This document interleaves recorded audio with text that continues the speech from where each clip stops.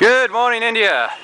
It is 8 o'clock in the morning and I am here on the roof of my neighbor's house pumping the water tanks, which is something that you have to do either every day or every night or every other day. In fact, no one exactly knows when you need to pump the tank. All you need to know is you've got no water, and then you've got to come up, spend another 20 minutes on the roof pumping the water tank again. And here we are. So this should be an introduction on how great Indian plumbing is. First of all, up here, these are the main cisterns. We got the main cistern tanks. These are permanently full of water provided by the mains. Bangalore is the most well-watered city in India. However, don't think just because these tanks are full of water that means down here our houses are ever full of water in their plumbing system. Because this is the way the system works. We got the main tanks up here, and the water flows down this pipe into the floor, along the floor to this valve, right? Which at the moment is in the closed position, so no water is actually flowing. Over here in the next building we have two water tanks, as you can see.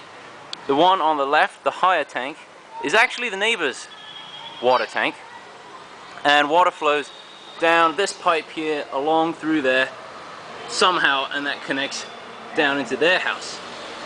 My house is the one that these tanks are actually sitting on, and this is our water tank. Look at it. Doesn't that look beautiful? All that murky water flowing around in there. However, our tank dries out first, right? To fill this tank from these two tanks up here, I have to open this valve, right? And then water flows along there, across there, and into this water tank, which is permanently full. Okay?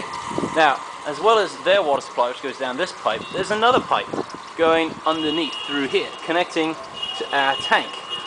So when this tank fills up to a certain overflow point, then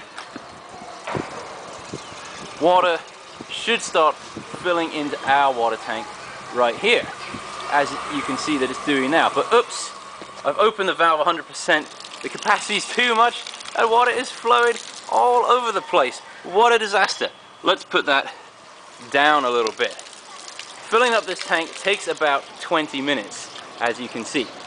Now what happens if you overflow is that there's another overflow valve there. So when this tank starts overflowing, let's say you don't have 20 minutes time to waste.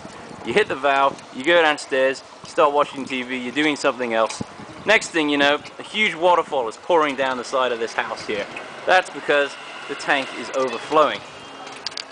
So, hope that clarifies everything. Welcome to India.